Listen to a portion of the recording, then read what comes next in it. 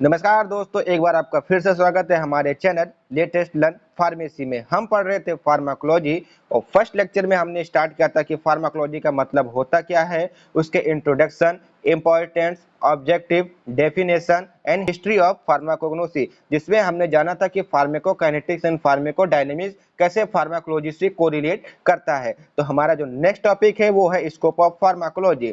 तो इस लेक्चर को स्टार्ट करने से पहले हम जान लेते हैं कि फार्माकोलॉजी का मतलब क्या होता है, उसके बाद हम आगे की शुरुआत करते हैं। तो जैसे कि हमने पहले ही पढ़ा था कि फार्माकोलॉजी जो वर्ड है आप इसको तीन भागों में तोड़ दीजिए, एक फार्म, दूसरा एको, तीसरा लॉजी। ठीक है, तो फार्म का मतलब होता है ड्रग, एको का मतलब एक्शन एंड लॉजी का मतलब होता है study. The study of action of drug on the body is called pharmacology. तो हम पढ़ रहे हैं स्कोप, तो हम इस देख लेते हैं कि फार्माकोलॉजी का स्कोप कौन कौन सा है। तो बेसिकली जब हम फार्मेसी में आए थे तो हमको बताया गया था केवल इसके 3 स्कोप। कौन कौन से? पहला, एक फार्मासिस्ट बन जाओ, दूसरा आप एक इंडस्ट्री में चले जाओ, तीसरा आपका है कि आप मतलब मेडिकल स्टोर खोल लो। ठीक है, लेकिन फार्माकोलॉजी पढ़ने के बाद हमारे कौन कौन से स्कोप निकल कर आते हैं इसके बारे में आइए हम जानते हैं।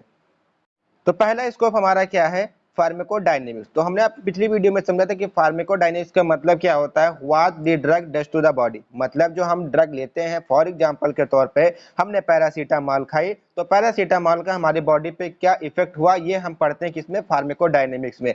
अगर उस ड्रग का एक्शन हमें पता चल जाए, जो ड्रग्स हम ले रहे हैं या सेवरल प्रकार मतलब विभिन्न प्रकार की दवाइयों का, चाहे वो सल्ब्यूटामॉल हो, चाहे सिफ्रोट्रॉक्सिन हो, चाहे अमोक्सिसिलिन, पोटेशियम क्लोवेलेट, कोई भी मिकासिन, कोई भी हो, मिकासिन कुछ भी हो, अगर उसका आपको फार्माकोलॉजिकल एक्शन पता चल गया तो आप एक फिजिशियन के तौर पे देखे जाएंगे। तो अगर आप फार्माकोडायनेमिक्स के बारे में आपको नॉलेज हो जाती है तो एट आप फिजिशियन काम कर सकते हैं, मतलब आप अपना एक क्लिनिक खोल सकते हैं। What drug does to the body, मतलब जो ड्रग हमारी बॉडी के साथ क्या करती है। ठीक है, डायनेमिक्स का मतलब होता है पावर, मतलब जो हमारे ड्रग के पास कौन सी ऐसी पावर है जो हमारी बॉडी के फंक्शनल सिस्टम को या फिजियोलॉजी को अल्टर कर देती है। तो फर्स्ट हमारा स्कोप ये हो गया।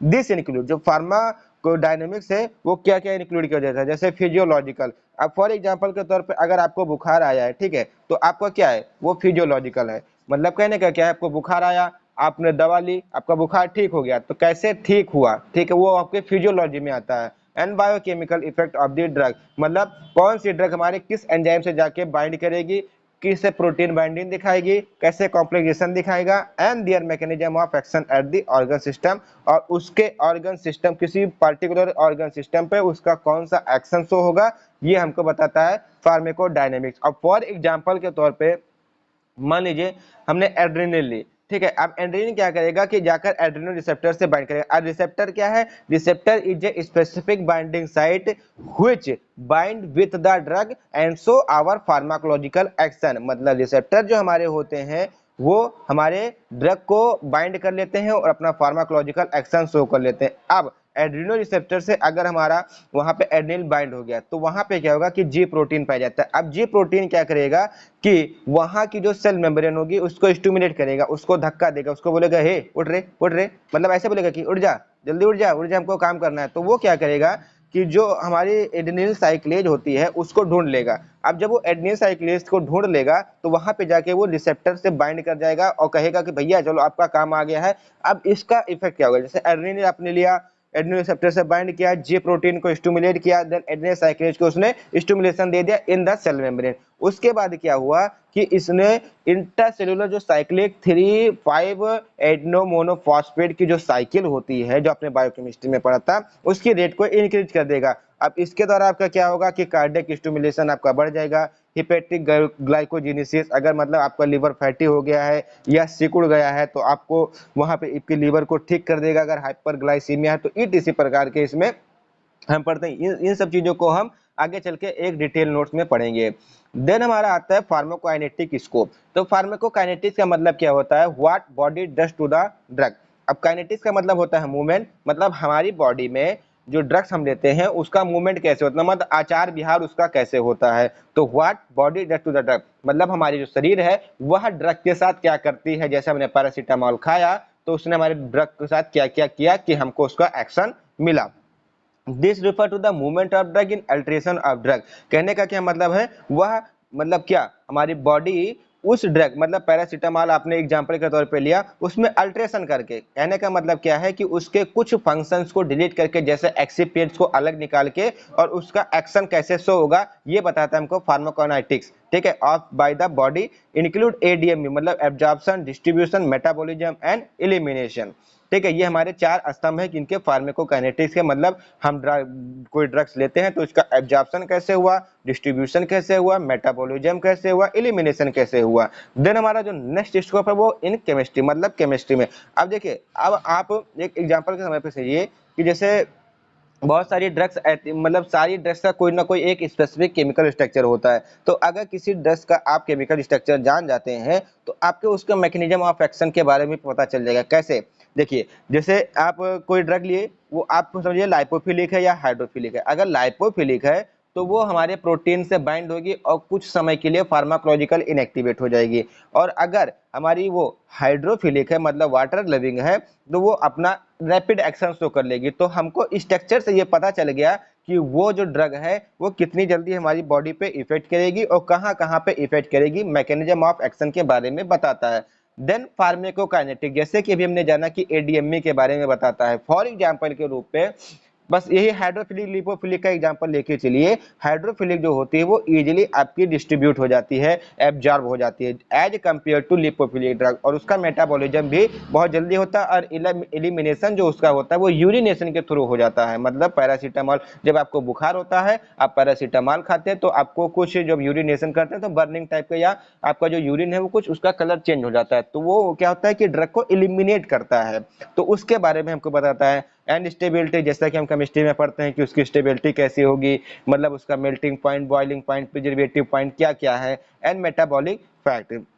देन हमारा आता है स्ट्रक्चर एक्टिविटी रिलेशनशिप, मतलब कैसे हम जानेंगे कि इसके स्ट्रक्चर से उसकी एक्टिविटी को कैसे पहचानेंगे। तो अगर हम उसके केमिकल स्ट्रक्चर में मॉडिफाइड कर दें, कहने का क्या मतलब है कि जैसे पहले हमारी एक ड्रग आती थी एमोक्सिसिलिन, ठीक है, तो एमोक्सिसिलिन के साथ हमने क्या जोड़ दिया, पोटेशियम क्लोराइड जोड़ दिया। तो वहां पे क्या हो गया, एक मॉडिफिकेशन हो गया केमिकल स्ट्रक्चर में। मतलब एमोक्सिसिलिन में हमने पोटेशियम क्लोराइड जोड़ दिया, वो हमारी क्या हो गई, एक एंटीबायोटिक ड्रग हो गई जो कि अधिकतर मतलब बैक्टीरियल इन्फेक्शन में दिया जाता है और एमोक्सिसिलिन से कहीं ज्यादा बेहतर उसका इफेक्ट शो करता है। तो वही ये भी एक स्कोप है कि हम किसी एक केमिकल ड्रग्स में दूसरे केमिकल कंपाउंड या दूसरे मॉलिक्यूलर स्ट्रक्चर को ऐड करके उसको और ज्यादा इफेक्टिव बना दे, ये हमारा एक फार्माकोलॉजी का स्कोप है। देन आता है साइट ऑफ एक्शन, मतलब किस मतलब जो हमारी ड्रग है वो किस रिसेप्टर से जाके बाइंड करेगी। फॉर एग्जांपल के तौर पे अभी मैंने आपको बताया कि जो आपकी एड्रेनल ड्रग है वो एड्रेनल रिसेप्टर से जाके बाइंड करेगी। तो ऐसे हमारी जो पैरासीटामोल है वो किस ड्रग से जाके रिसेप्टर से बाइंड करेगी।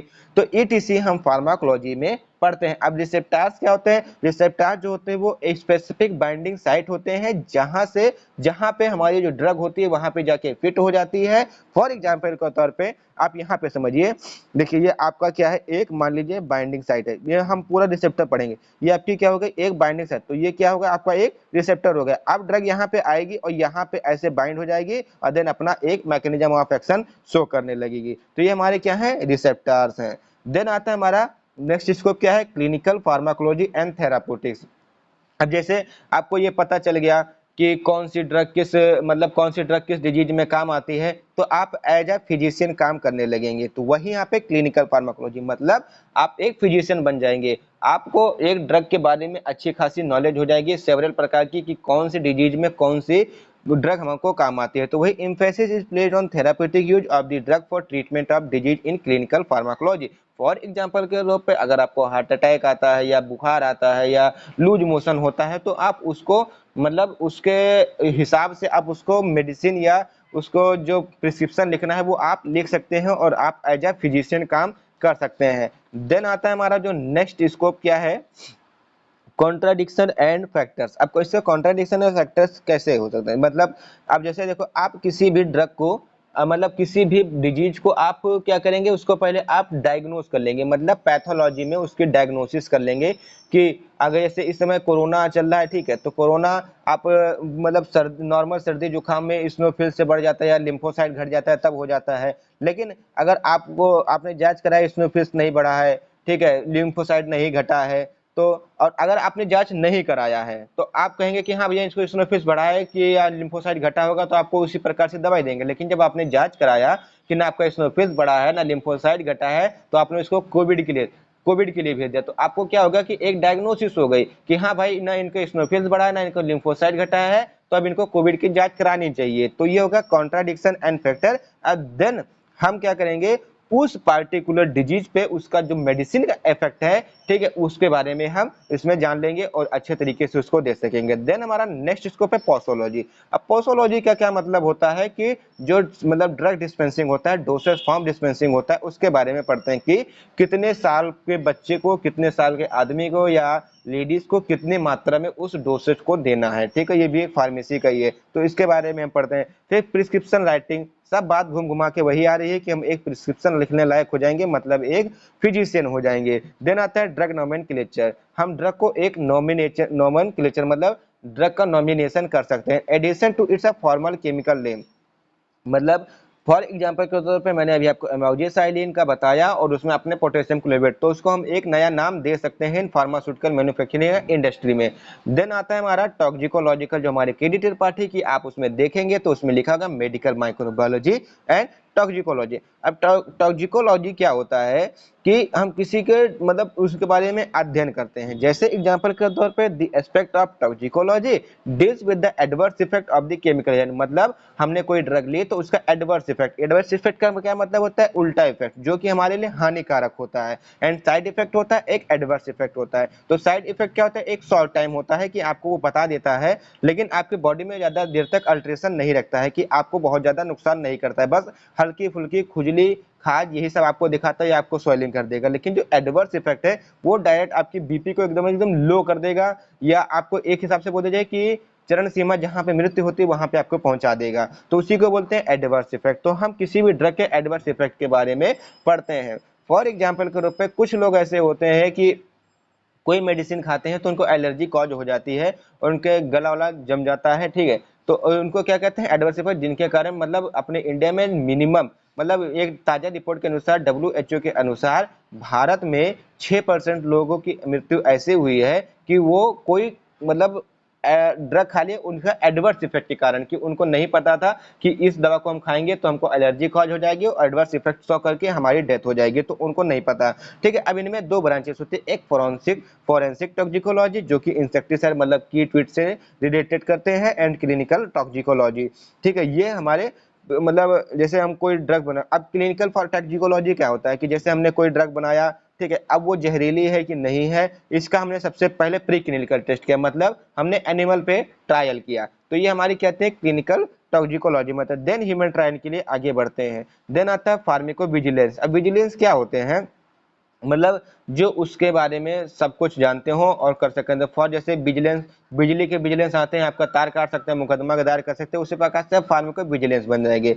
अब ये क्या होता है, focus on the effect of drug on the patient. अब ये क्या करेंगे कि उस ड्रग का क्या इफेक्ट है पेशेंट के ऊपर, इसकी निगरानी करेंगे। It involve the characterisation, detection, administration of the drug and next हमारा क्या है, इसी में एलर्जिक रिएक्शन है, ब्लड डायनेमिक्स है, ETC के बारे में हम बुक से पढ़ लेंगे। तो अगर आपको वीडियो अच्छा लगा हो तो लाइक कीजिएगा, सब्सक्राइब कीजिएगा एंड कमेंट करके हमको जरूर बताइएगा कि आपको वीडियो कैसा लगा।